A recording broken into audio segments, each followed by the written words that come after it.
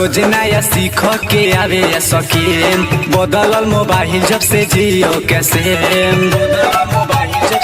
सखी रोज नया सीख के आवे सखी बदलल मोबाइल जब से जियो कैसे लेके ही मैं अपना संग है वो रहता रहता का करिए सखी सुना सोया लेके बॉडी लोशन शोषण ढोड़िए पकड़ता सोया लेके बॉडी लोशन शोषण ढोड़िए पकड़ता सोया लेके बॉडी लोशन शोषण ढोड़िए पकड़ता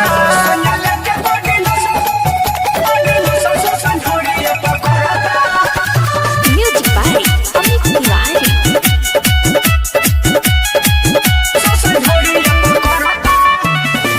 दिन में ना चैन रहे रात में ना सुकून हो गाय का सखी अपना हम सहिया जी के गुण हो दिन में ना चैन रहे रात में ना सुकून हो गाय का सखी अपना हम सहिया जी के गुण हो लेके फोन हमरा जुबाना पकड़ता करता बड़ा दिक्कत करता ये सखी सोया लेके बॉडी लोशन शोषण ढोड़िए पकड़ता सोया लेके बॉडी लोशन शोषण ढोड़िए पकड़ता सोया लेके बॉडी लोशन शोषण ढोड़िए पकड़ता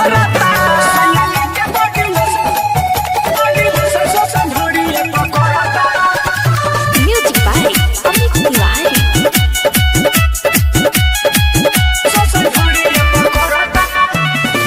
जाला नाही कमाए खाली घर ही में रहेला भतरा हमर भाड़ा ये सखी ओहती हमारा के करेला सुना ना जाला नाही कमाए खाली घर ही में रहेला भतरा हमर भाड़ा ये सखी ओहती हमारा के करेला नया सिस्टम के ये इंस्टॉल करता करता बड़ा गजन कइले बा हो सोया लेके बॉडी लोशन शोषण ढोड़िए पकड़ता सोया लेके बॉडी लोशन शोषण ढोड़िए पकड़ता सोया लेके बॉडी लोशन शोषण ढोड़िए